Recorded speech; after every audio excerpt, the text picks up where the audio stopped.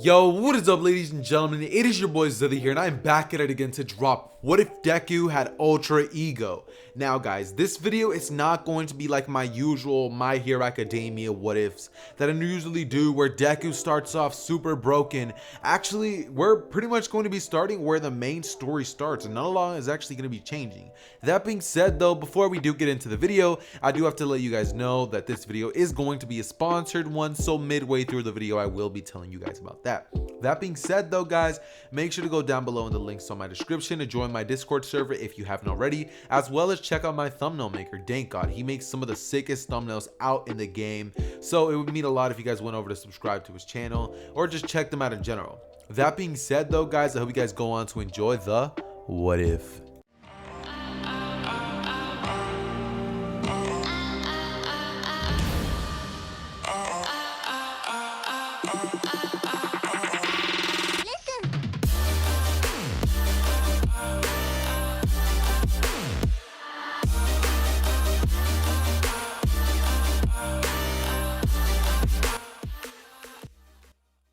Alright, so like I said at the beginning, we're pretty much going to be starting off our story right where we do in the original. Now, nothing in canon is actually going to be changing at all. Nothing in terms of Deku's childhood, Deku's appearance, or really anything in the story at all. Bakugou still would have ended up bullying Deku, and we're pretty much going to be starting off the first day of the My Hero Academia story. Of course, we're going to be starting off with a 14-year-old Deku in the back of the classroom. Now, at this point, Deku's about 2 months from having it actually be his birthday, and Deku would just be in the back of the classroom with his head down, you know, just writing down some notes about the previous hero incident from today, you know, where what was his name, Kamui Woods and Mount Lady came in and they did their thing, you know, all that stuff.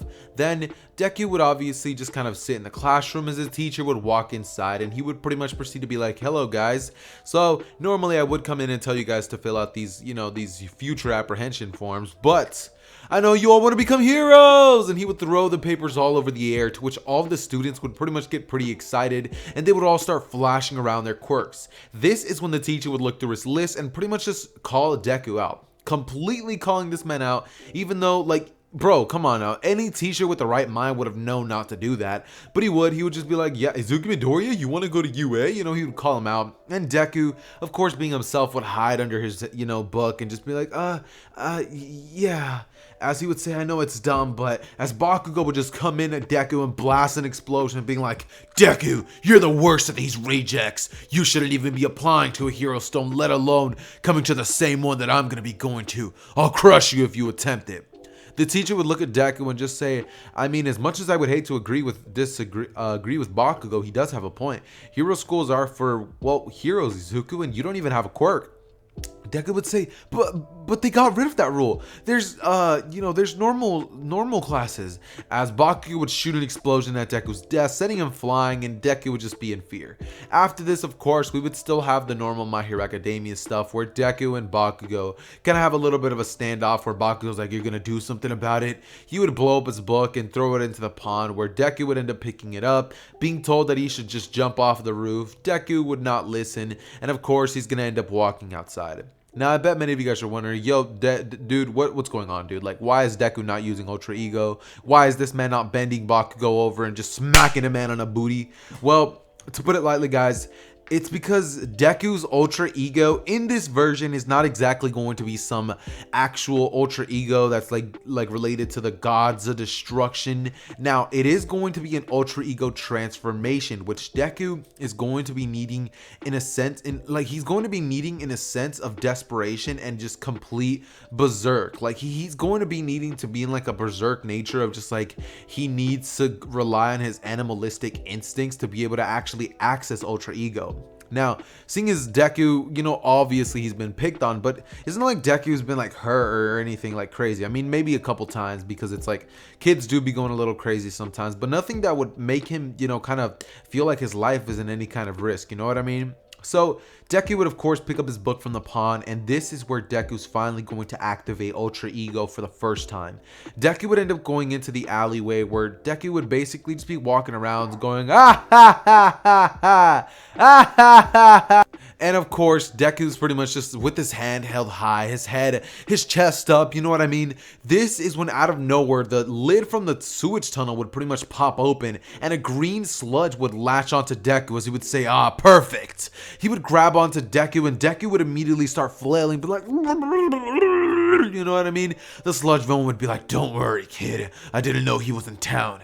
He would then be like, but don't worry, kid. You'll be my hero. As he would basically start suffocating Deku. Now, this is when Deku would have so many thoughts going through his mind. All of his failures, all of the times where Deku wished he could have stood up to Bakugou, all of the times where he should have said something to the girls that he's liked, all of the failures and all of the what ifs that have ever crossed his mind would slowly just all start compiling together, causing Deku's eyes to just start glowing a weird purple aura. And Deku would pretty much just begin to be getting angrier and angrier as Deku would let himself fall into animalistic natures and his just bloodlusted state, as he would just explode a purple aura off of himself. Now, if you guys are thinking that this is God of Destruction key, it's not. Now, I'm not gonna lie, Ultra Ego is going to be heavily nerfed, because if I was to give Deku the actual Ultra Ego, the story would end now. Deku would quite literally go on to destroy the Sludge villain, destroy All for One, and raps. You know, that actually does sound like a pretty great story. No, I'm totally kidding. No, but seriously, in this version of events, the storyline isn't going to be all about if Deku can or can't defeat characters. It's about Deku. Actually, I'm not going to spoil anything, all right? All right, look, let's keep going. So Deku would pretty much explode with this aura as his eyes would change. He would, of course, keep his eyebrows because I'm not about to do this man Deku dirty. His hair color would change from green to purple as his hair would stand up in a sort of Super Saiyan transformation form. Lightning sparks would just go around Deku as he would walk towards the sludge villain slowly. As he would pretty much just walk towards it, the sludge villain would shoot a hand straight at Deku and Deku would let it hit him. Deku would proceed to walk towards him, similar to what a lion would look like if it was walking up to you ready to kill you. Now, Deku would pretty much aim his hand straight at the sludge villain as he would be ready to pretty much blast it, sending it straight off to hell. But this is when All Might would come in and say, I am here! Deku, for a slight instant, would kind of turn over to All Might as he would see All Might there, and Deku would immediately snap out of this state, this concentrated state that he was in. Deku would immediately be like, All Might! As he would look towards him, and All Might would look at Deku aiming his hand at the villain, as the sludge villain would just be trembling in fear.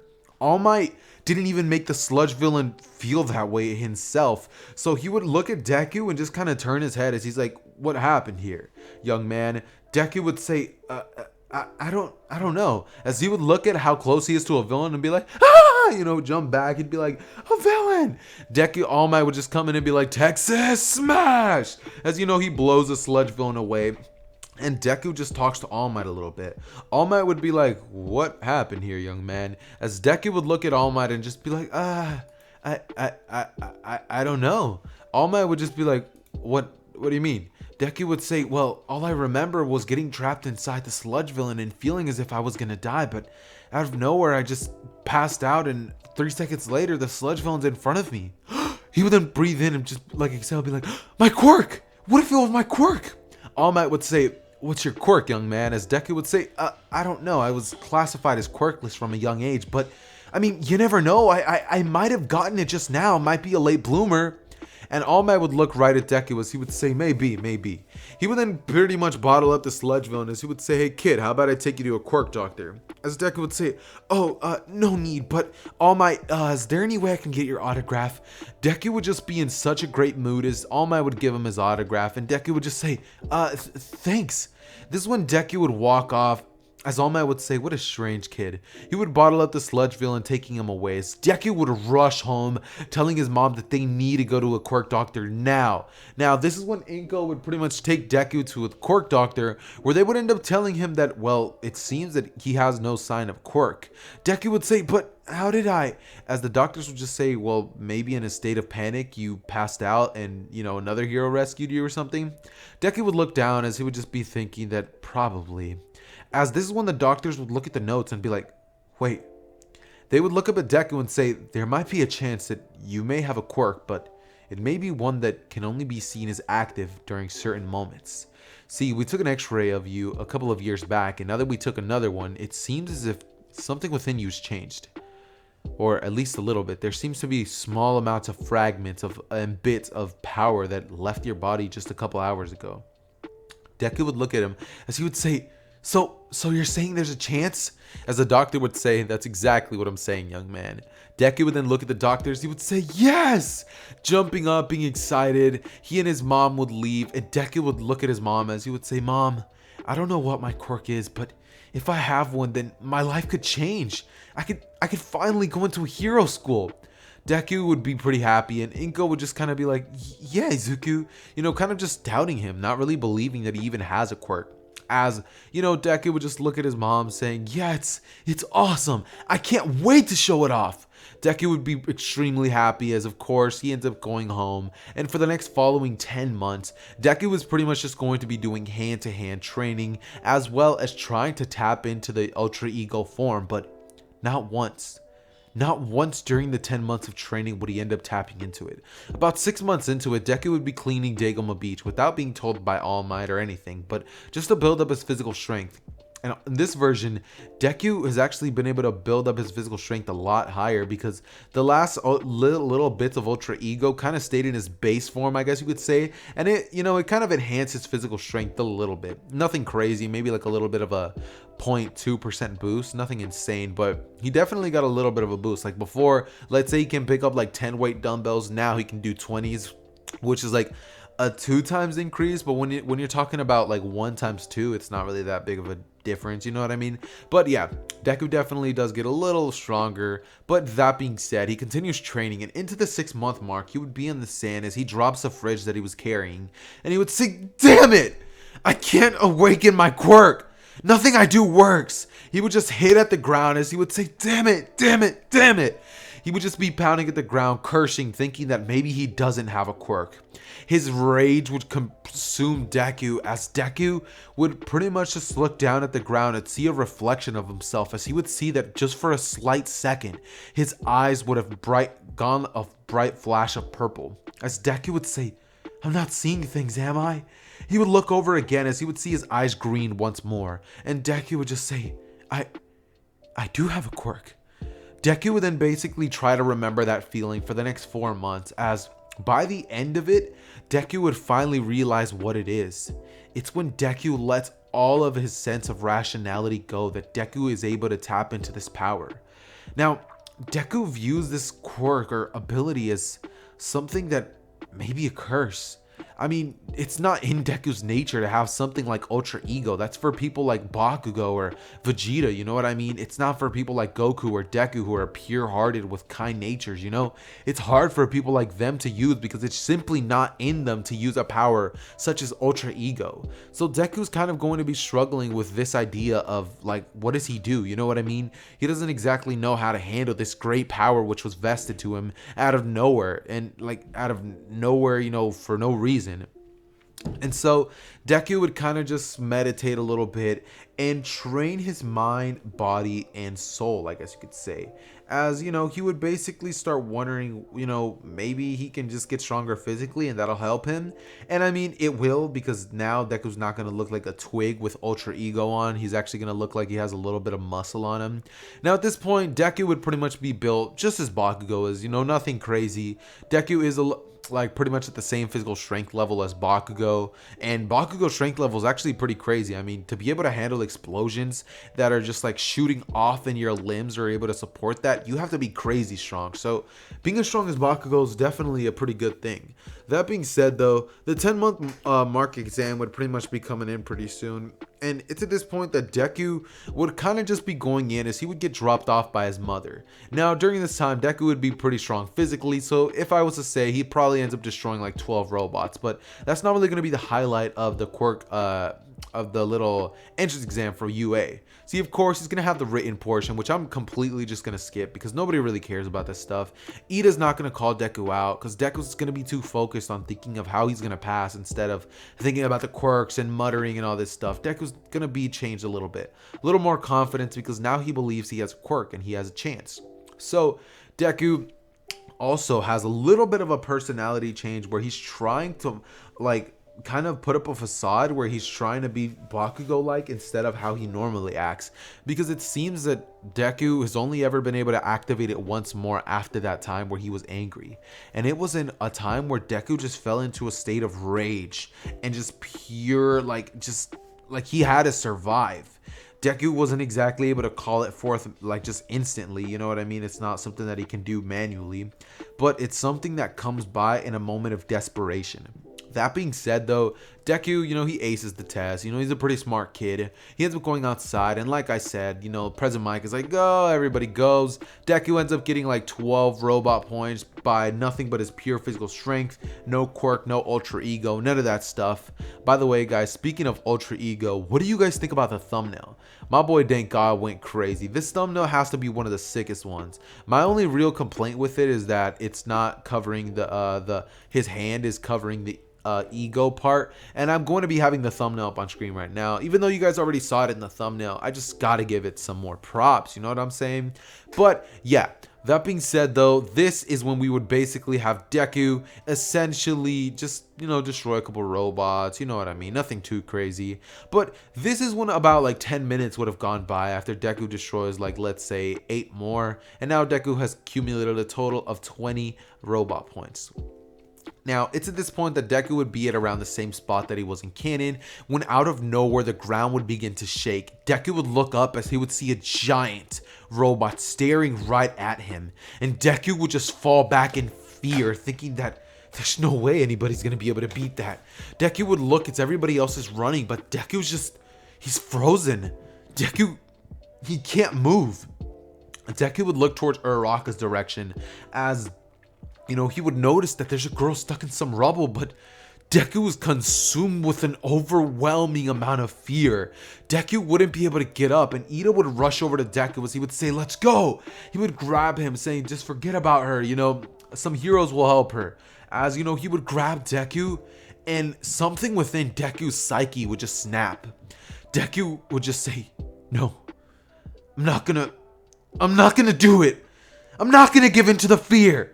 Immediately, Deku would look up at the robot as he would just his aura would change, and Ida would leaving Deku behind. Deku would look up at the robot as he would get up, legs trembling, just thinking that how is he gonna stand up to this monstrosity. Deku would then look at the robot as he would clench his fist, and for a brief instant, Ultra Ego would activate within Deku. Deku would blitz right at Uraraka before she can get stepped on completely, saving her, as Uraraka would just be blitzed straight over to Recovery Girl before she even knows what's going on. And Deku would blitz at the 0-pointer as he quite literally flies into the sky, punching the 0-pointer, causing the 0-pointer to get destroyed, dismantled completely. The 0-pointer would be eradicated because Deku threw a punch which was actually covered with the Ultra Ego power, so it basically got disintegrated, and everybody's jaws would have just dropped as Deku lands back on the ground and just passes out. The man just passed out due to exhaustion. Ultra Ego took a lot out of him, and this is the first time that he's ever used it for more than a brief instant. Deku pretty much proceeds to pass out and wake up a couple of hours later in his own bed. Recovery Girl would have ended up calling Inko, and she picks up Deku. Deku would have waken up the next day as, he kind of just is sad, thinking that, he probably didn't pass because he saw other kids racking up way more points than him. And not only that, but he just is sorry at the fact that that girl probably died. Deku would wake up as, of course, he'd get out of bed the first day and he would just be there with his mom as she asked him what happened, and Deku would just say he doesn't remember. She would say that that's okay, and that, she just hopes that he got in, as Deku would say that he does as well. He would basically wait for his UA acceptance letter as he's just not really hopeful for it, but when it arrives and Deku would open it, he would see that he passed. Deku, he passed. Deku would be exploding with so much happiness and just joy. Like, as Deku would just be like, I did it. Deku would be jumping around. He and his mother would be so happy, as in the video would be a replay of what Deku did. Now, Inko would actually be right beside Deku while he's, having the letter go off. And All Might's just telling Deku that he did a great job. We would see a video playing where Deku is pretty much moving in slow motion because they needed to slow it down for him to be even traced. As Deku blitzes at Uraraka, saving her, and his hair turned purple and it went up, lightning electricity went off of him. He just looked like different. His aura was menacing, and Deku would blitz up into the air as he punches the little 0-pointer, causing it to disintegrate upon contact. As Inko would see this and just be like, my baby. She would look at Deku and just say, you have this much power? As Deku would just look at his mom and be like, I did that? Inko and Deku would both just be looking at each other just like, did he really, like, they would both be in utter disbelief, just thinking that there's no way that he did that. Inko, because, she just can't believe that her child, her baby did that. She can't believe he has that much strength in him. And Deku was just like, he's never thought that he was going to be able to have a quirk that powerful. But Deku would just look at his mother as she would say, that's it, Deku. I'm giving you your favorite food. What do you want tonight? Deku would end up telling her, and the very next day, they would pretty much end up, waking up after eating that giant feast. Deku would get his hero costume made, as I bet you guys won't be able to find out what Deku's costume is. Deku is, instead of having some crazy Ultra Ego Vegeta type costume, Deku's basically going to be having the Goku Black Gi. Pretty much is what Deku's costume is going to be. Now, it's going to have like a little writing on it, which pretty much just has the date where Deku first activated his quirk on the front. And on the back, it's going to have like the little Goku pattern on it, the little random symbol. Not exactly the Goku one, but like a martial arts symbol that Deku studies, which is going to be, let's say, Taiju. No, not Taijutsu. That's too broken. I don't want to make him that broken. He studies a form of martial arts known as... Well, what do the Shirai Ryu study? They do if you guys have played Mortal Kombat, he pretty much has the same fighting style as Scorpion, because Scorpion is a total menace, and so Deku Ultra Ego, I figured it fit. Now, of course, Deku's not exactly as good as Scorpion when he's in his normal base form, but when he has Ultra Ego, Deku does those moves so swiftly that it looks as if he was training with them ever since the day he was born. That being said though, guys, this is when Deku would pretty much just be putting on his shoes for school. As he would look inside of his closet, he would see a hoodie in there and he would say, I wonder if any of the people watching this video are going to even buy anything from fandom. As you guys may be wondering, what's fandom? Well, let me explain.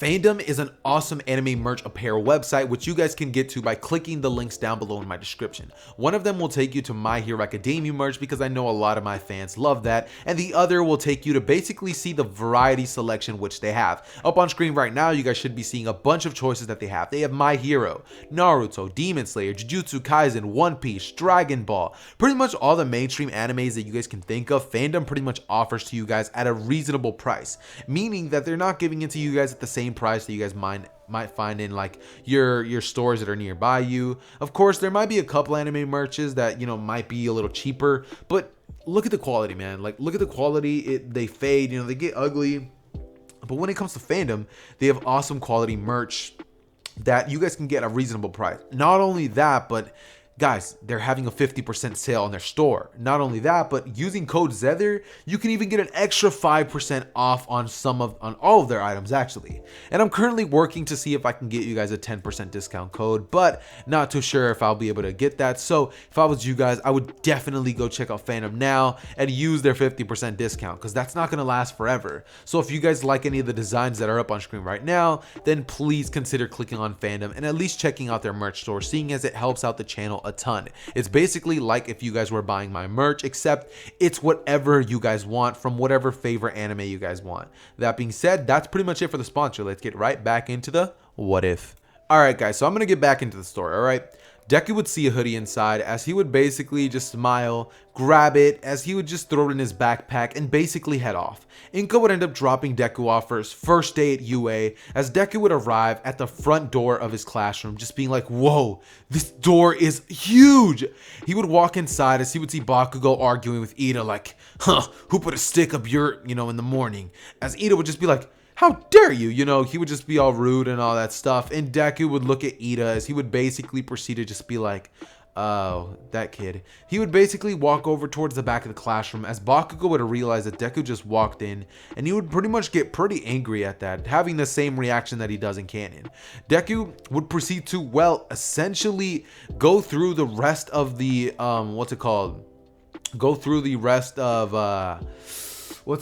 He would pretty much go through the rest of the... He would pretty much walk in the classroom, go to the back, where he would sit down and away from Bakugou, and shortly after, Uraraka would walk into the classroom. She would immediately go up to Deku and she would say, "You're the boy who saved me, right?" She would say, "Your Quirk, it's awesome." Deku would look at her as he would just say, thank you. Uraraka would say, "No, thank you, you saved my life. I mean, a hero always does need saving after all." Deku would say yes, he would smile, and Uraraka would just do the same. Deku would actually be able to have a normal interaction with Uraraka without even realizing it. As this is when Aizawa would wake up and just be like, alright, everybody meet me outside. Uraraka would just be like, what about orientation? Aizawa would just be like, no. And they would all basically go outside. It's at this point that everybody would get changed, of course, and meet outside. Aizawa would throw the ball straight at Bakugou, as he would have ended up, he would throw it at Deku. Deku ended up getting, I believe it was like 40 rescue points or something like that, and ended up passing. So he's going to throw the ball at Deku because he ended up getting 20 points for robot points, plus let's say 50 points with destruction, and that totals out to 670. And let's just say Bakugou got 64 or something like that, So Deku ends up throwing the ball. Now, Aizawa would tell him to do it as strong as he can, and Deku would do it, getting a pretty, decent mark. He would get the same marking that Bakugou would get without his quirk. So, like, let's say 97 meters. After that, Deku would just look at Aizawa, as Aizawa would just be like, he would just be thinking why Deku didn't show off that amazing power he had in the entrance exam, as he would just basically be like, why aren't you trying hard enough? Deku would look at Aizawa as he would say, what do you mean? And Aizawa would say, why aren't you using that power? As Deku would say, I really don't know how to use it quite yet. As Aizawa would look at Deku, would lift an eyebrow at that, just being like, pathetic. As he would say, I might have to expel this kid. After this, everybody would get excited, and Aizawa would give them the dilemma of basically, if you don't try your best and you lose, you're getting expelled. Everybody would freak out as they're just like, expelled? What? But we worked hard to get here. Everybody's freaking out, just like, you can't expel us. And Aizawa would just be like, I can do whatever I want. As, they're all just like, all right. And they, pretty much take the point. After this, they would all pretty much take the rest of the Quirk apprehension test, as each and every single one of them would go up one by one. Now, Deku would get some impressive markings for somebody without a quirk, but Deku would kind of just go through it, getting like Bakugou type numbers if he wasn't using his quirk. You know what I mean? So it's nothing bad, but it's nothing impressive. If you're at UA, you have to get way better than what he's getting. And so the last event would, of course, be the ball throw. Now, Deku, once he gets there, he would realize that he's all the way at the bottom. He's pretty much a dog caged in a corner, and he's getting surrounded. Aizawa would look at Deku as he would tell him that if he doesn't get good markings, Deku's gonna lose it all. Deku would pretty much just proceed to essentially look at the ball as he would concentrate, trying to tap into Ultra Ego, but nothing. Deku for a split second would tap into it as his eyes would glow purple, and Aizawa and everybody around Deku would feel this aura of power. The wind would grow heavy as Deku would throw the ball. However, the second that he does it, the power would be lost, and Deku would get a normal marking. After this, Aizawa would look at Deku as he would write him down and just be like, come with me. This is when... Alright, so we pick off the story right where it left off. Aizawa would pretty much turn towards Deku's direction as he would proceed to essentially walk him over to Principal Nezu's office. This is when Deku would look towards Aizawa and Nezu, as Nezu would just be sitting on the desk, kind of looking at his papers, as he would look up at Deku and be like, it's Izuku Midoriya, as he would then say, pleasure to meet you. This is when Deku would pretty much sit down as Nezu would just look at him and say, alright, Aizawa, now, I know you want to expel this boy. I saw the entire situation. However, before you do, we should have a talk with him. This is when Aizawa would look at Nezu and just be like, what kind of sock? As he would just be like giving Nezu a weird stare because, like, known to his knowledge, he was actually allowed to expel kids. And it's not like Aizawa was actually going to be like expelling people, because if you guys are caught up to the anime, which I'm pretty sure many of you guys are, seeing as the new season of My Hero has been out for quite some time now. Excuse me, sorry about that. But seeing as the new season of My Hero has been out for quite a while, I'm guessing a lot of you guys have probably seen the new content and seen how Aizawa doesn't actually expel people like downright. He doesn't exactly just expel them and they, you know, lose all their hopes and chances of becoming a UA student or a pro hero in the future. Instead, what he does is pretty much just give them that fear so that they can pretty much work harder and be better. And so that's pretty much what Aizawa was trying to do with Deku, but Nezu actually stopped him. This is when Nezu would ask Aizawa to pretty much just step outside, as Deku would look towards Nezu and Nezu would just be like, want some tea? Deku would be like, yes please, as, you know, he would nod his head, and Nezu would look at Deku. He would say, you have quite an interesting quirk, Izuku. This is when Deku would look towards Nezu, as he would say, but what do you mean by that? As Nezu would just go on to explain to Deku that by interesting he means that it seems as if his quirk isn't made for him. It seems as if that quirk wasn't made for the type of personality or the person that he is. It's strange. But from what Nezu's been able to pick up, it feels as if Deku can only tap into it when he accesses a certain amount of rage or bloodlust or animalistic instincts. As Deku would look at Aizawa and say, yeah, you're right on the money. Nezu would be like, oh, good, great. As Deku would say, but how do you know that? Deku would then basically be told by Nezu that he was experimented on by a bunch of humans, and so now he's just super smart. And Deku would be like, oh, well, sorry for on behalf of my people. As Nezu would say, don't worry, I got over it. As he would pretty much just proceed to turn over to Deku and just be like, alright, so, look. He would just be like, you just don't seem as if you're suited for the quirk that you have. But the quirk that you have is something so powerful. It seems as if what you showed the other day in the entrance exam wasn't even a fraction of what your powers can do. It seemed as if you were holding back when you destroyed the zero pointer. What stopped you? Why did you hold back? Deku would look at Nezu as he would say, I don't know. And Nezu would then look at him and say, it's fear. As Deku would look at Nezu, he would say, fear? Nezu would then begin to explain to Deku that he's afraid of what his quirk can do. Deku would say he's not afraid, he's happy. As Nezu would say, well, you can lie to me as much as you want, but the heart will always show your true colors. And he would then basically stand on his desk as he would put his paw on Deku's heart and just be like, this right here cannot lie. As he would pretty much look towards Deku and say, your ability isn't something meant to be looked at as a curse. It isn't something that you should look at and be afraid of. Don't be afraid of the power. You have to master it, hone it, make it something that isn't destruction. Deku, after hearing those words, would think about it and then realize that maybe he doesn't have to think about his quirk as a state of anger or something like that. Maybe, just maybe, it can be a state of simply just getting stronger. As Deku would look at Nezu, he would say, I understand.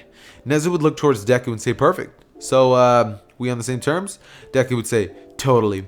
As it's at this point that Deku would pretty much just end up leaving Nezu's office, and Aizawa would be told by Nezu that, you know, he's not going to get expelled. Aizawa would then pretty much go back to the classroom as, you know, everybody went home, and Deku ends up going home by himself. You know, he ends up walking, taking a train, and he doesn't see any of his fellow students until the next day. Now, when Deku walks in, everybody would look at him just being like, but weren't you expelled? As a bunch of them would be like, oh, wow, he didn't get expelled. He would say, the teacher must have had second thoughts, right? As Deku would look at them all and say that, no, it's something else. They would ask what happened, and Deku would say that Principal Nezu sees potential in me. As everybody would be like, whoa, the principal? That's awesome, dude. Ida would look at Deku and say, I mean, it only makes sense. You were holding back, right? And Deku would say, not necessarily. This is when Bakugou, overhearing all this stuff, would just be like, you damn Deku. What do you mean holding back? He's just a quirkless bastard. Everybody would look at Bakugou and just be like, what are you talking about? As Bakugou would go on to explain that for as long as he's known him, Deku doesn't even have a quirk. And everybody would go on to explain that Deku destroyed, completely annihilated a 0-point robot with nothing but one punch. As Bakugou would just look at them and be like, He would then look towards Deku as he would direct his attention at him and then say, Deku, you've been hiding this power from me, haven't you? As he would rush at Deku and just begin to be like, how dare you? But before he even gets to throw the explosion that he was about to throw, Aizawa would cancel Bakugou's quirk and pull him in with the scarf as he would say, listen, you pull that again, I'll expel you. As Bakugou would just kind of be like, ugh, and end up walking off. After this, all of them would then get to their final period of the day, which is combat training for heroes and all that stuff. This is where All Might would bust in the classroom being like, I am here, walking in like a normal person, just being All Might, you know what I mean? And then he would proceed to tell them that the clothes make the pros, you know what I mean? Everybody get dressed into your hero suits, we're going to be having a little event. Everybody would be like, are we going to get expelled? And then All Might would just be like, no, that's just Aizawa. As he would just say, you don't have to worry about expulsion anymore unless you do anything bad. As everybody would have a sigh of relief, everybody would get changed, and Deku would go outside with his costume. Now, Deku would basically be out there and pretty much just be wearing a Goku black robe. Pretty much the same exact Goku black outfit, just the colors are a little bit darker, and it has purple on the back instead of green. Because Deku thought ahead. See, what if he ever uses transformation? You know what I mean? He's not exactly going to have green hair, so it'd be weird. So he ended up making the gi symbol be like a purplish tint. That being said, though, this is when all the teams would pretty much get picked. Now, as for Deku, he's still going to be participating in the same team, meaning Uraraka and Deku versus Bakugou and Ida. Also, guys, if you guys hear my chair squeaking a lot, I do apologize for that. I can't really help it sometimes. Sometimes the chair just kind of has a mind of its own, like right there. I didn't even mean to make it squeak, but it just be doing that for no reason sometimes. All right, no, that's beside the point, though. All right, guys, so yeah, Deku pretty much proceeds to go over with Uraraka, and when it comes to Bakugou, Deku isn't scared. Deku knows that he has the power to handle Bakugou. He just needs to master it, and all he needs is some time. Last night, Deku was definitely practicing Ultra Ego, and so far, Deku's only able to activate it for a split second. That's all Deku gets. But for some reason, Deku needs to be in a sort of like tranquil yet like ready state, like in a sort of like a state of like, how would I explain it? Like, have you guys thought about Beerus? How Beerus isn't necessarily evil, he just knows what he has to do. Because Beerus, while yes, he is a god of destruction, he doesn't destroy and feel bad about it because destruction is just that, destruction. It's what he has to do. Deku feels that that's kind of the state of mind that he needs to be in when he uses this form. In a sort of nonchalant, as well as acknowledging what he's doing type state, I guess you could say. That being said, Deku would go over with Uraraka inside of the bomb room and all that stuff, and no, not the room, but the building, as you know, they would pretty much proceed to go in there. Now, this is when the encounter with Bakugou is pretty much going to go almost identical to canon. Except, actually, yeah, almost identical to canon up until Bakugou goes, Deku! And, you know, he just starts shooting explosions, you know what I mean? And he appears around the corners. Uraraka's out of there. He would throw a big giant right hook. Deku would dodge it and pretty much proceed to kick Bakugou straight in the gut, sending him flying into the wall. Bakugou would get back up as he would say, you damn nerd! He would get up and shoot an explosion right at Deku, to which Deku would begin to run away, and Bakugou would be like, hey, get back here! Show me that awesome power of yours! As it's at this point that Deku would just be running away, just thinking that he needs to access it now if he's ever going to beat Bakugou. Just once, that's all Deku wants, just to beat him one time. Deku would have one goal in mind, beat Bakugou. Not destroy him, but beat him.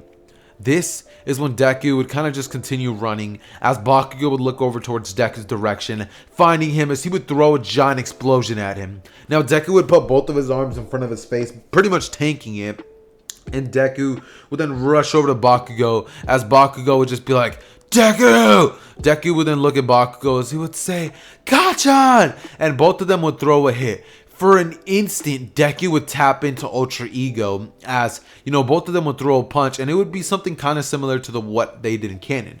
However, in this version, Deku isn't able to even throw the punch with the energy within him. It goes away the second that Deku thinks that it might be too dangerous for Bakugou. Deku lost his concentration. This is when he would pretty much end up punching him with a normal fist, and Bakugou with his strong explosion would end up sending Deku crashing into the wall, pretty much getting sent flying out of there, as Deku would land and the match would immediately be halted because Deku just got knocked the F out. Now some of you guys are like, bro, Deku's weak sauce, but trust, boys, trust. Just give me a minute, all right? Just give your boy a minute. That being said, this is when Deku would pretty much proceed to get healed up by Recovery Girl, as he would pretty much end up being absent for the next 2 days of UA. By the way, boys, I meant to say classes, not UA, but yeah, that being said, this is when Deku would pretty much return to classes about 2 days later, as Bakugou just has a cocky smirk on his face the second he sees Deku, and Deku will just give Bakugou an angry look. Now, it's on this day that they actually are going to be having the USJ attack. And all of them would get on the bus, they make their way there. Ida tells them all to get off because he's still going to be class president. Or class rep, sorry. And this is when all of them would get off as they would begin to hear the speech coming from 13. Now details such as boring ones, I'm kind of just going to graze over because nobody really cares about that stuff. And so, yeah, they get to the USJ, and this is when Deku would pretty much just proceed to walk over towards the front of the people. Now, when Deku was there, Deku would kind of just be sitting there until randomly a purple mist would appear, swirling in as a bunch of other little hints of mist would appear as well. This is when a bunch of villains would arrive on the scene, and Deku, realizing this, would be like, oh, so we have prop villains? Aizawa would jump in front of the kids as he would pretty much say, these are not props, as everybody would kind of just proceed to be like, alright, these are the real thing. As everybody would get on guard and Bakugou and Kirishima would rush at Kurogiri, still going through him just like they do in canon, and Deku would still be teleported over to Tsuyu. Now when it comes to Tsuyu and Mineta and the water situation, everything pretty much happens just like it does in canon. Now they would both ask Deku why he doesn't use that power of his, and Deku would say that he can't access it right now, as everybody would pretty much just be pretty terrified because all the villains are climbing on the boat at this point, and it's at this point that in a moment of desperation, Deku would be able to tap into Ultra Ego. As for a solid couple of like 10 seconds, Deku would quite literally grab both Tsuyu and Mineta and literally walk over the water. He would like run so fast that the water just pretty much gets turned into a big giant hurricane-like tornado. As all of the villains in the water section would be taken out, Deku would return them both to Tsuyu to land, as all of them would pretty much just be where the rest of the group who didn't get teleported away is at. And they would pretty much all just proceed to essentially get there and just be like, what happened? But this is when Deku would look towards Aizawa and blitz over there. See, 10 seconds is 10 seconds. He would blitz at Aizawa as he would throw a punch, being ready to end it all. Deku would just have like an expressionless face as he goes in and throws the punch, but quite literally a millisecond before Deku can connect with the Nomu, before he was able to destroy it, the Nomu quite literally just tanks the punch. And it's not because Deku's Ultra Ego isn't powerful enough. If that hit, the Nomu would have been dust, bro. I'm sorry. But he snapped out of it. Deku wasn't able to hold Ultra Ego for too long, as Deku's whole mind was still kind of conscious. Deku sort of has to lose it in order to use the power of Ultra Ego.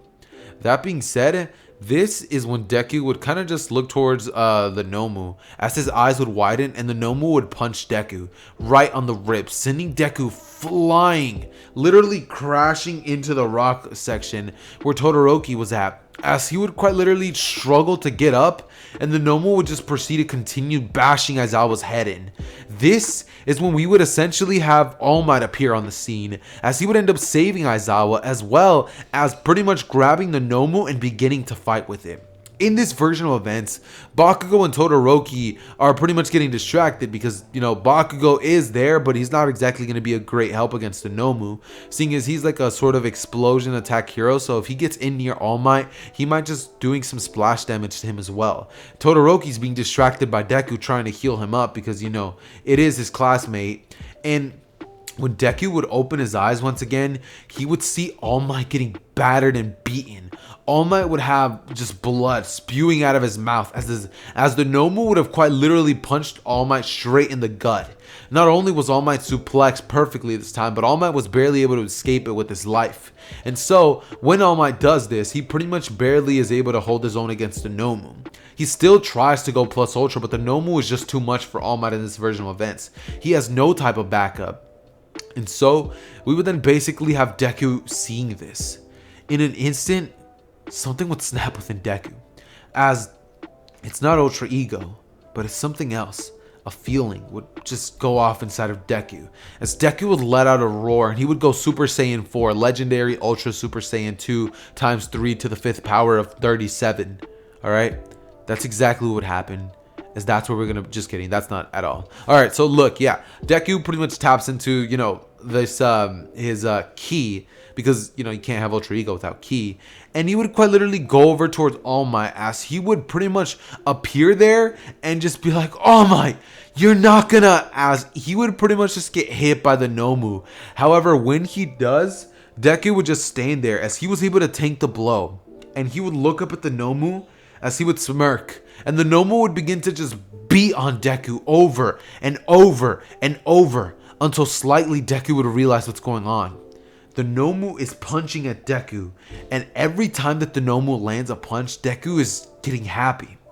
Deku would smirk as immediately a gigantic amount of aura would just rush inside of Deku, and this time it would definitely be Ultra Ego, as Deku would smile, having the same look that Vegeta does when he activated Ultra Ego and fought against Granola, as we would then basically see Deku give the Nomu that same look, as the Nomu would continue to rush at Deku, but all of its instincts were telling it to go away. It can't disobey Shigaraki though, so it would pretty much stand there, and Deku would proceed to essentially smile as he would go over to the Nomu in an instant. Just matter of fact, not even in an instant. He would walk over towards it as the Nomu would just be standing there. And this is when Deku would extend his hand out as he would simply destroy completely the Nomu. It would be atomized. As Deku would turn his attentions towards Shigaraki, this is when Shigaraki would look at Deku as he would just step back, falling onto the ground, as he would say, Kurogiri, let's get out of here. This is when Deku would look towards Shigaraki as he would say, oh no you don't. And he would quite literally blitz over to Shigaraki as he would grab Kurogiri by the metal piece before he even gets to help Shigaraki out of there, and he would quite literally crush the metal piece of Shigaraki, quite literally destroying Shigaraki. After this, we would essentially have Deku pretty much just looking towards Shigaraki as he would continue to take slow steps over to him. And this is when Shigaraki would be like, you're a monster. He would rush at Deku as he would touch him with all 5 fingers and just be like, checkmate. But he would realize, Deku, he's not decaying. His quirk, does it not work? Deku would look at Shigaraki with like this face of just disgust as he would look towards Shigaraki and say, that pitiful attack. This is when Deku would let out a massive amount of bloodlust, causing Shigaraki to quite literally fall into unconsciousness. After this, Deku would just look over at everything that he just did. As Deku would snap out of it, his hair would drop down to the ground. It would go back to being a green tint, and Deku would fall down to his knees. It's at this point that Deku would begin to breathe heavily as he would say, that took a lot out of me, way more than I thought.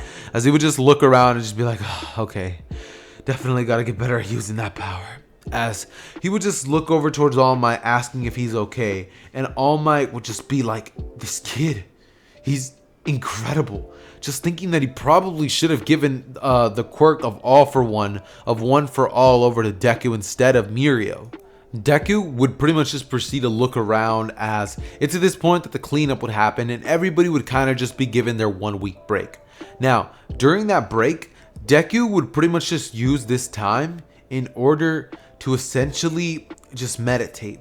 Now, instead of doing meditation in which he pretty much just sits there and like tries to calm his mind, Deku would do this in order to pretty much reach a state which would allow Deku to clear his thoughts. It would allow Deku to not think of anything, Deku would close his eyes and just begin to pretty much think, visualize the power of Ultra Ego within him in the fountain of its endless aura. Deku would open his eyes once again, as for the first time ever, Deku was able to activate Ultra Instinct. This would be on the final day. I really just said Ultra Instinct. Oh no. People are about to crucify me down below in the comments. Alright, so Deku, as I said, activated what's it called, Ultra Ego, and he basically proceeds to just look around as Deku this time doesn't lose it. This time, Deku manages to stay inside of the state of Ultra Ego, and Deku would just smile. A big bright smile would appear on Deku's face as he just says, yes! This is when Deku would basically just be able to stay in it, as Deku would pretty much just start practicing his fighting moves. His ninjutsu, or no, not ninjutsu, but what's taiji? I don't know, man. He would just start practicing how to fight, you know what I mean? Not ninjutsu, because, you know, he doesn't have chakra, but yeah, he would pretty much just begin to do that. This is when Deku would finally realize what Ultra Ego is. It wasn't at all what he thought. It was pretty much just the state of, essentially, animalistic instincts and destruction. As Deku just starts to understand that that's all it is. It's nothing crazy that Deku's going to have to hold back, because Deku can always decide whether he wants to destroy something or not. And so Deku would smile. But that is where I'm going to be. Psych, you thought. I baited you. That's not where we're going to be ending the video. Alright, look, we're going to keep going. So, Deku pretty much just ends up continuing to do this. As now, Deku is now going to be able to tap into Ultra Ego for a certain amount of time every time. And for now, Deku doesn't know how many times a day Deku can tap into it. But from what he knows now is that he can use the power of Ultra Ego for an outstanding 5 minutes. Now, Deku realizing this would go back to school, where they would pretty much have all of the same events that happen in canon pretty much still happen up until when they arrive to the UA Sports Festival. Now, like I said, everything stays the same. Bakugou still talks smack. Everybody gets told about the UA Sports Festival. Bakugou still gives a speech because, you know, he was still... Actually, no, he doesn't, because Deku was the winner. Deku gives a pretty dope speech which inspires everybody, and they're all pretty much going to line up on the starting line of the race for the UA Sports Festival. Midnight would basically just be like, are you ready? As everybody would get hype, people would be taking pictures of Midnight because y'all already know what's up, and Deku would pretty much just be sitting there looking as he would just close his eyes, and in an instant, Deku would tap into the power of Ultra Ego. Deku would get a little bit of an ominous smile on his face as Midnight would just pop the starting pistol, and Deku would blitz at the finish line, being there before anybody else and being there before anybody had the chance to blink their eyes. Deku would win as Nezu's jaw would just drop and he would say, I knew the boy had it in him. This is when All Might would just be like, alright, I guess I can retire as a symbol of peace. That kid is definitely not going to be able to be stopped. As it to this point, that the upperclassmen would just be like, all right, that's not okay. This man is way too strong. Everybody would kind of just be thinking the same thoughts, as it's at this point that Deku would just be having a blast. Like, the man is smiling, thinking that he did it. As finally Bakugou and Todoroki would arrive, and when Bakugou passes Deku, he would kind of give him a shoulder bump as he would walk past him. This is when Deku would quite literally just smile, as he would be thinking that he got Bakugou to acknowledge him. Not just as some runt or a pebble, but as a worthy opponent. Maybe Deku can finally beat him. Deku would quite literally just be getting pretty happy, as it's at this point that everybody would be told about the Cavalry Battle. Now, the team that Deku ends up getting placed with is not actually going to be the same one that they had in canon. See, actually, no, yeah, they are going to be having the same team. Meihatsume, Tokiyami, and Uraraka. They're still going to be having that. Ida still is going to be on his, I want to be strong without you, Midoriya. I can't rely on you all the time to save me. As Deku would just be like, alright, bro, I get it. Do your thing, bro. Stay in your own lane. As of course, Ida would just be like, thanks. And after this, we would basically just have Deku proceeding to get into the same team. Now, if I really wanted to, I could say that this part of everything kind of went the same as in canon, but I'm not going to say that. See, Deku is still an Ultra Ego, And so Deku kind of just proceeds to use his aura to just blast people away from him, meaning not a single person is able to get anywhere near Deku, because remember, he has a full 5 minutes. Deku only used 1 second of his Ultra Ego before he deactivated it, and that means that Deku has a whole 4 minutes and 59 seconds of using it left. So Deku would definitely use it against the Cavalry Battle for a split short burst anytime that he needs it. He's not going to have it active at all times, but Todoroki would have definitely tried to rush at Deku and steal the first place headband. However, anytime that he did, Deku would use his aura to blow anybody away. And so if Todoroki got too close, he was afraid that he might get blown away off of his team and just lose. And so Todoroki kind of chilled out and went for other people, but Bakugou was persistent. He kept shooting explosions, propelling himself over there, just being like, "Why won't you die?" As he would shoot explosions after explosions, and Deku would kind of just keep using his aura to keep Bakugou at bay. It's at this point that we would basically have Deku essentially just getting pretty happy at what's going on, and they would end up actually winning the Cavalry Battle. After this, we would then basically jump into the battles.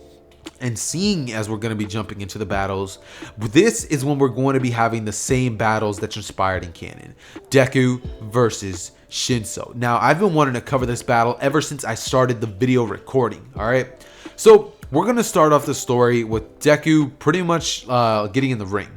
Now, when Deku does this, keep in mind, Deku only has about 1 minute left of uses in Ultra Ego. And so, Deku decides that he's definitely going to make this quick. Deku would tap into it as Shinso would look at him and say, "Must be great to have such an amazing quirk." Deku would look at Shinso as he would say, "It is," being in like a cocky state because that's kind of what Ultra Ego does to him. And when he talks, that's at the same time that Midnight shoots a starting pistol.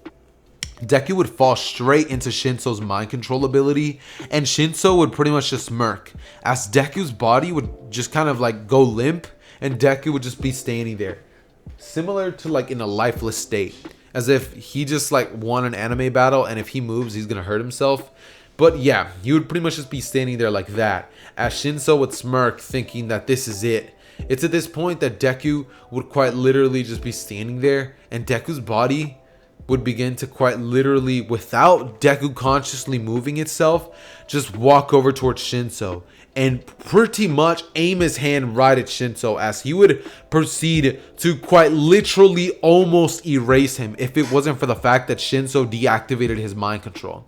Picture this, you're in a fight, you're fighting against some kid with green hair, some little broccoli kid, you know what I'm saying?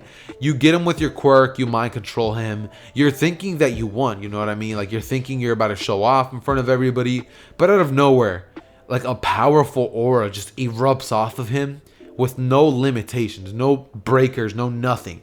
Deku used the entire power of Ultra Ego, and the sheer aura quite literally caused Shinso to fall on his knees. The man was not getting up. After that, everybody else feeling this aura would just start feeling very uneasy and terrified. They would be terrified of a hero, feeling so much power in one place. This is when Deku would quite literally proceed to look at Shinso, as he aims his hand at him, and before he kills the man, Shinso lets him free of his mind control, as Deku snaps right out of it before he shoots at Shinso and destroys the ring. Now, after he does that, he would jump into the air. Actually, no, he would quite literally just be floating there as Shinso would fall down onto the ground, just like over hyperventilating, just like as Deku just looks at Shinso and says, What happened?" Shinso would just look at him with a terrified look as he would say, You monster." And after this, we would basically just have Deku being confused. As that, Deku would look up as there would be like a little bit of a broadcasting, like a live replay, as Deku would look as his entire body was engulfed with a purple aura. His hair flared up in a sort of Saiyan-like manner. His eyes turned purple, and the entire ring just had a sort of just a weird, uneasy feeling as he turned to the crowd, and people weren't cheering. People were actually giving Deku like dirty looks and terrified looks. All Might himself, actually didn't know how to feel about Deku. He was just so shocked at the fact that one person can hold so much power. Not only has All Might never been able to show off that much strength that people were terrified of him, but Deku showed strength that even dwarfed his own. Even the strength of the #1 hero of America. In case you guys have read the manga and have been keeping up with it, then you guys would know who I'm talking about. But if you don't, then it doesn't really matter. All you need to know is #1 hero from America, pretty strong. #1 hero from Japan, pretty strong as well. But none of them compare to any Dragon Ball power scaling. And I said I'm going to be nerfing Deku, but let's maybe not nerf him that much. I'm going to say that his aura is about as powerful as, let's say, Super Saiyan Blue Goku. That's about as strong as Deku's Ultra Ego power is. Now, let me ask you guys a question. Could Super Saiyan Blue Goku destroy the entire My Hero Academia verse? Yes. Yes, he can. And so, I'm pretty sure many of you guys can already guess what is about to happen. Deku would pretty much just go into the little waiting area, as, you know, he would just sit there and Uraraka would come in and she'd be like, oh, hey Deku. She would say, quite a performance out there. As Deku would look at her and say, Uraraka, do you think I'm a monster? As she would kind of just be like, no, of course not. Why do you think that? Deku would tell her that ever since he was able to find out that he had a quirk, people have been saying that he's too powerful, and he's been hearing the term monster more and more often. A villain itself was terrified of Deku. And so now this entire crowd of people are scared of him. I mean, what does Deku do? Like, without a quirk, he's weak, and with a quirk, he's too powerful. How does he please people? Uraraka would look at Deku as she would sit right beside him and say, hey, anybody in the world would be blessed to have the quirk you did. If I did, I'd be saving people right now. That quirk is incredible, Deku. Don't look at it as some sort of curse or something that you have to make everybody happy with. You're not being a hero to make people happy. Or that's not your main goal. You're not being a hero to make everybody happy. You're being a hero to save people with a big bright smile on your face. It doesn't matter how powerful you are as long as you do what you want. And Deku would smile as he would look at her and say, thanks, Uraraka. But before he can finish, Uraraka's match would get called up and she would end up fighting against Bakugou. This is when Todoroki would end up meeting Deku as he would say, can I talk to you? And Deku would just kind of go over and talk to All Might as he would say, actually, no, Todoroki wouldn't say anything to him. Todoroki would quite literally just walk into the room about 2 minutes later, just being like, hey, I'm going to destroy you in our next battle. As Deku would kind of just look at Todoroki, and Todoroki would basically just give him a look of, I'm going to utterly break you. Now, Deku, seeing this, would kind of just be like, oh, alright then. And Todoroki would kind of just be sitting there as he walks off. And Bakugou would be like around the corner hearing everything that just transpired. This is when he would look at Todoroki and say not to write him off either, that if he doesn't watch his back, then Bakugou is going to be the one who ends up destroying him. As Todoroki just scoffs at that notion and just says, whatever. As he would basically just walk off, and this is when Deku would get into the ring shortly afterwards, getting into the fight with Todoroki. This time, it was personal because Deku wanted to get into fighting Bakugou as soon as possible. The person who literally just finished cheering him up and made him stop thinking about all those negative thoughts just got beat up by Bakugou in front of so many people, and he was merciless about it. He could have taken it a little lighter on her, but he didn't. He went all out. And in some aspects, I guess you could respect that, but in another way, you can look at it as going a little too overboard. That being said, that's how Deku looked at it. And so he would basically go out there as he completely massacres Bakugou. He activates Ultra Ego, and after hearing, what Uraraka said, he would pretty much just stand there with both of his arms down, hanging from his shoulders kind of dropped, and Bakugou would look at him as he would smirk and say, just gonna stand there? He would rush at Deku and basically throw a bunch of explosions, to which Deku would stand there and tank, kind of getting a big bright a grin as each attack lands. Deku simply thinking that this is doing nothing for him. As Bakugou would say, huh? As he throws an explosion and Deku catches it with his hand. Bakugou would immediately shoot an explosion right at Deku's face, to which Deku would simply look away as the explosion hits him.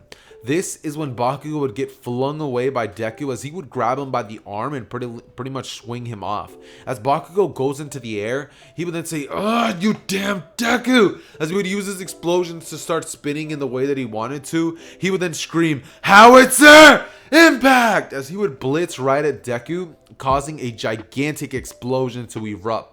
However, Deku would be standing there without a scratch on him, and Bakugou's eyes would widen. However, before Bakugou got the chance to do another thing, Deku would quite literally tap Bakugou on the head. Bakugou fell to the ground, body limp, almost lifeless, and he had to be rushed to Recovery Girl almost instantly.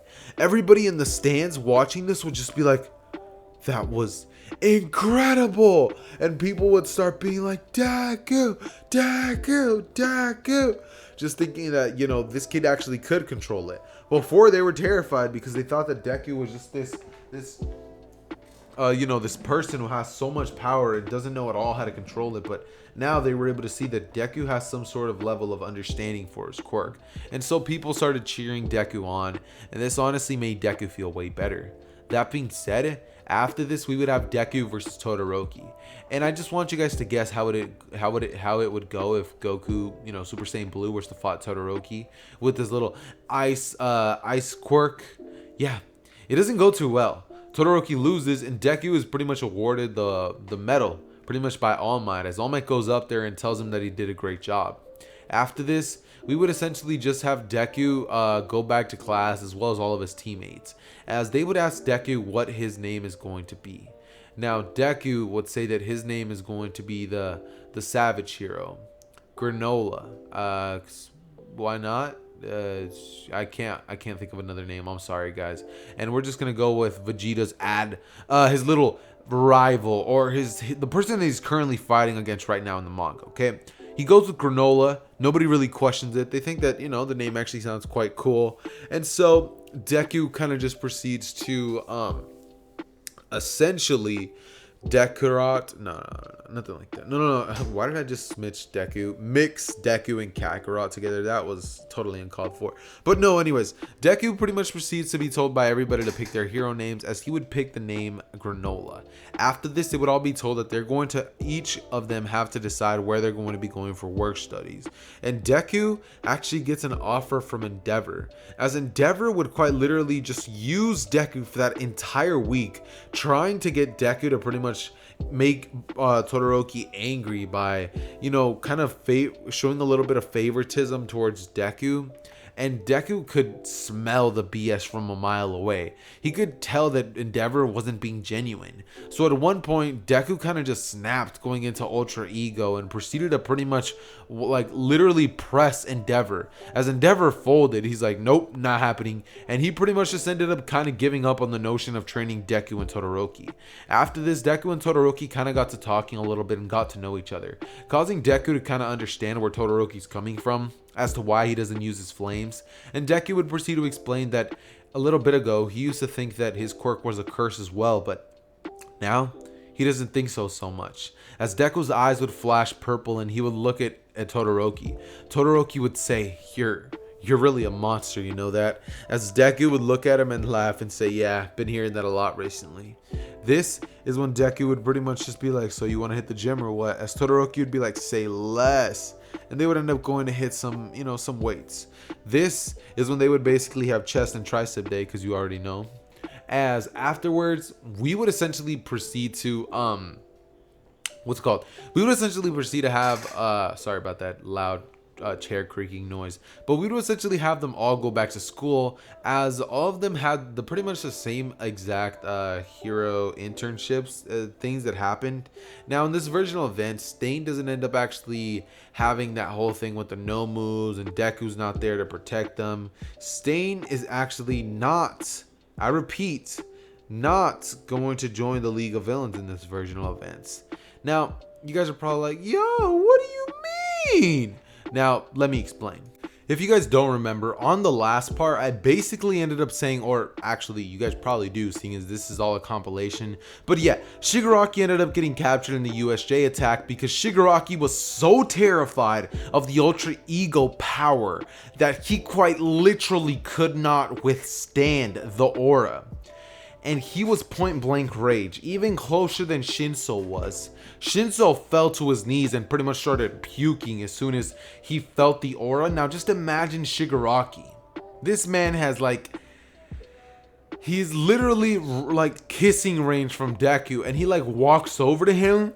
It knocked him out, right?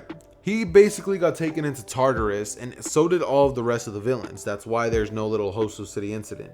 Unfortunately, though, Ida's brother still takes an L and gets his ability to run taken away. That's not coming back to him anytime soon. That being said, though, they all return and they basically have the little race and stuff like that. After this, we would essentially basically just have all of them going on to study.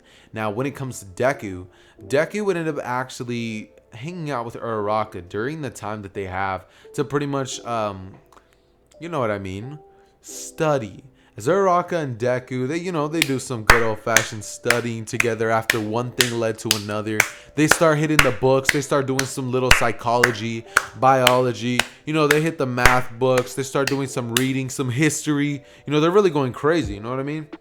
Like, they're some good, smart individuals, So, they do their things, and afterwards, we would essentially have them go on to take the finals. Now, when it comes to the written portion, they absolutely demolish it. They do great. They studied a whole lot, you know what I'm saying?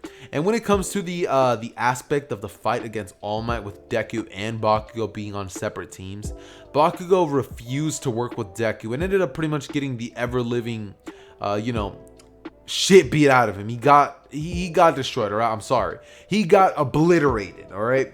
All Might destroyed Bakugou by literally hitting him in the head with his knee over and over and over, and grabbed him by the head and flung him into a building, just destroying Bakugou.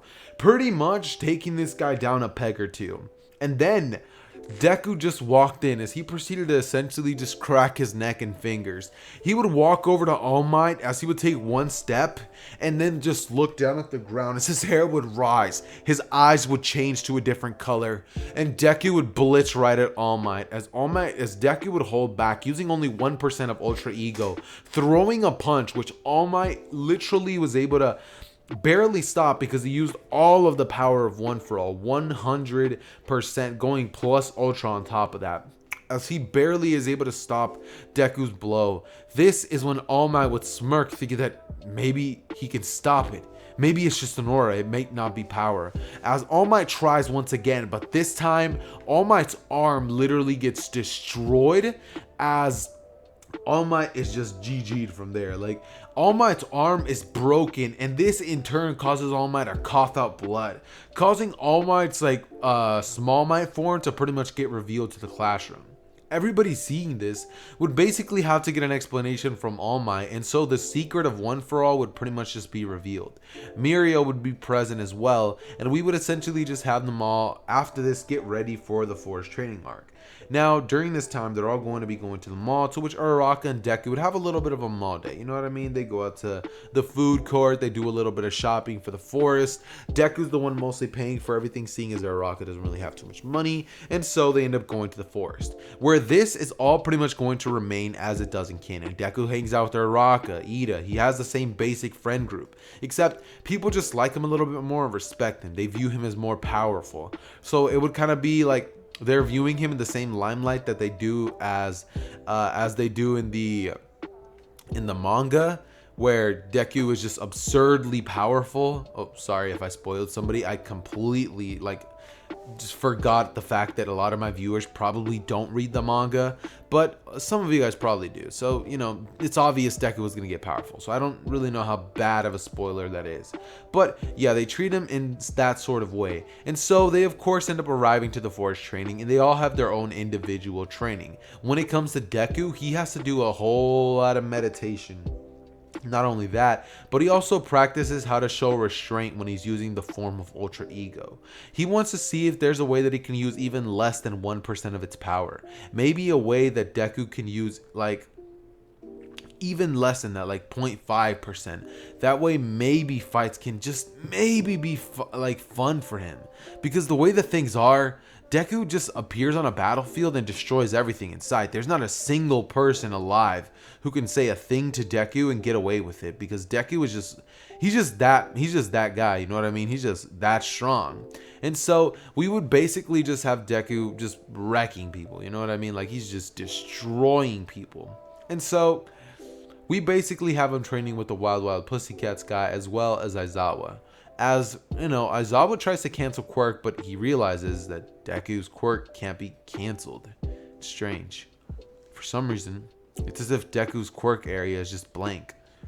Now you guys may be wondering, what do you mean? I thought that his power was a quirk. Well, it is a quirk, but it's more or less like a mutation type quirk, I guess you could say, that can't be deactivated by normal conventional means, because plot. And so yeah, so after that we would essentially just have, you know what, speaking of plot, why hasn't All For One ever stolen Aizawa's quirk? If he was to do that, he'd be so broken, because when it comes to Deku and All Might, he probably could have just looked at them and taken them both out. Speaking of All Might, low-key Aizawa could be an All Might. I believe that is, at least, because I mean, an All Might, like during the start of the anime, just turns into a straight skeleton when you turn off One For All.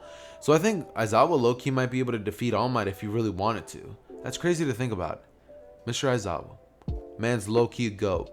Anyways, that being said though, we would essentially just have everybody go on to continue doing more and more training as the days go on. They're all getting stronger and getting, you know, progressively better at using their quirks fundamentally. And so this is when they would have a day where they're pretty much making curry. You know, the sauna stuff would happen with Koda. He learns about Koda's parents. That stuff doesn't really change much from the original canon. And so we basically go on to where they have the little forest training attack, where this is where the story is finally going to be getting a little interesting. But before I get into that story, I am going to be doing a little bit of shameless plugging. Guys, pretty soon I am going to be dropping a video that might either be what if Deku had Ultra Instinct, which I actually want to ask you guys something. Would you guys be interested in a what if Deku had Ultra Instinct? If you are, you guys are going to be needing to smash this like button. I'm talking, I need 1,000 likes. And if you guys can break that, then I will be dropping what if Deku had Ultra Instinct in a week. I promise it. Not only that, but pretty soon I'm going to be dropping another what if called What If Deku Was Deadshot. Now, in case you guys don't know what Deadshot is, he's basically a mercenary villain from Batman's Rogue Gallery. He was in the Suicide Squad movie, but I'm not going to be taking that interpretation. The costume was pretty cool, but I'm not going to be taking that one. But yeah, in case you guys know who Deadshot is, it's going to be pretty dope. He's basically going to be a gunman in that one, and it's going to be pretty fire. I'm thinking of maybe potentially making him a villain or hero or anti-hero. I'm really not sure what I'm going to be doing with that series. But yeah, if you guys are hyped for that, then please comment it down below, you know, if you're hyped for that series. And also make sure to look out for it, you know, seeing as when it drops. It would be nice if you guys went over there and hit that like button, even if you don't watch it, you know, it definitely makes a difference. That being said though, guys, shameless plugging out of the way, let's get right back into the what if. This is when the forest training stuff would happen. Deku would run into Koda as he would take a bowl of curry to him. Muscular would appear as Deku pretty much is caught off guard. Deku was talking to Koda, and out of nowhere a voice can be heard as he would say, looks like I got a 2-for-1. As we would just see Muscular standing there, and low-key Muscular kind of looks like Bakugou. Tangent aside though, he would just be like, looks like I got a 2-for-1 deal. As he would crack his neck and knuckles, he would just basically start smiling as he would say, hey kid, before I kill you, have you seen a guy by the name of Katsuki Bakugou? This is when Deku would hear that name and his ears would kind of just perk up as Deku would say, what do you want with him? This is when the man would just say, we need him for our operation. As Deku would say, you're gonna get nothing from me. As he would just turn towards his direction and just say, I guess you haven't heard about me, right? Muscular would just look at him and say, nah, I've seen you, and I've heard about you too. You're that powerful kid, aren't you? Well, let's just see how powerful you are against this. As he would throw a full-fledged punch straight at Deku. With Deku not having enough time to activate Ultra Ego, he would grab Kota as he rolls out of the way and basically just does a backflip to avoid 2 of Muscular's punches. This is when Deku would activate Ultra Ego as his hair would spike up and his eyes would glow purple. Deku's aura would just be going off exponentially as Deku would begin to float off into the air and Muscular would just say, "Oh yeah? If you don't get back down here, I'll kill the kid," as he would go over to try to grab Kota. However, before he does, Deku would aim his hand at him and disintegrate Muscular in an instant.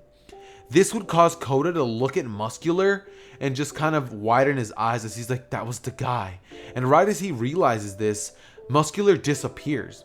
Deku would go back down to Kota as he would say, "Are you okay?" putting Kota on his back and taking him to Aizawa. He would then proceed to go into the forest as he massacres the rest of the villains that are left, such as Toga, Moonfish, and actually, seeing as there's no Stain stuff, there wouldn't be a Toga.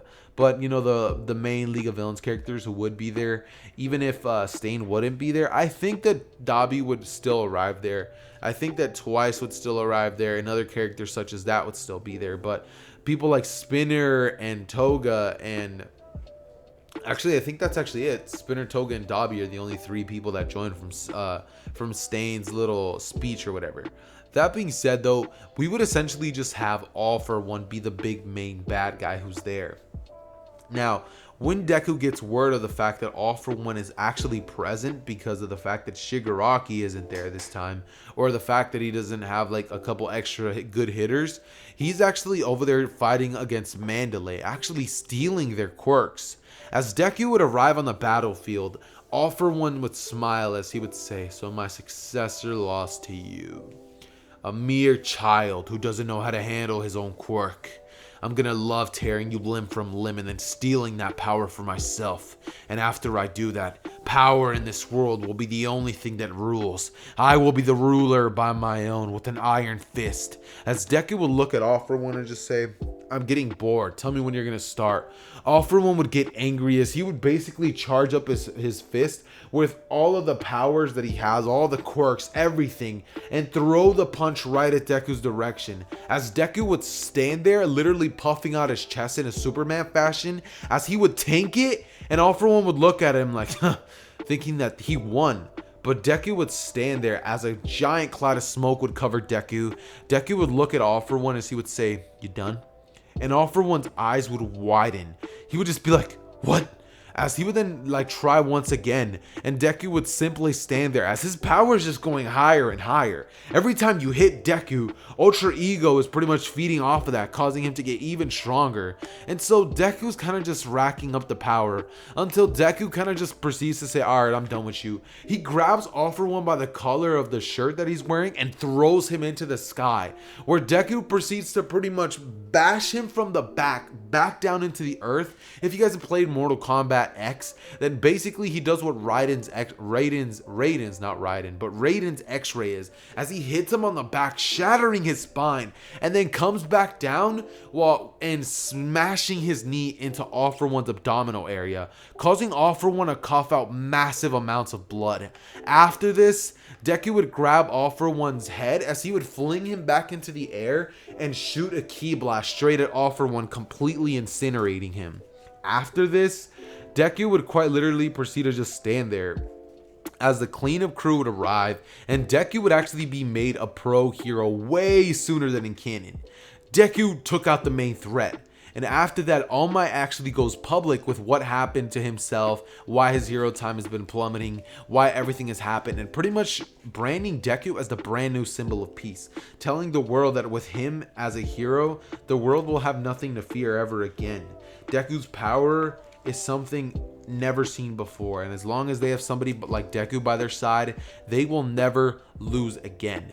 All Might would just look at them as he would say, "That's a promise." And that, ladies and gentlemen, is where What If Deku Had Ultra Ego, the movie, is going to be ending, or more specifically, the full series. If you guys enjoyed the final part to What If Deku Had Ultra Ego, smash that like button. United States of smash that like button for What If Deku Had Ultra Instinct. if you guys want that. You know, you don't have to, but you know, it's in your best interest. That being said though, guys, I do hope you guys did go on to enjoy the video. And with that being said, I hope you guys all go on to have an amazing day. Please make sure to go check out the sponsor if any of that stuff interested you. And with that being said, I love you. Wait, actually I already said that. But with that being said, Zether out. Peace.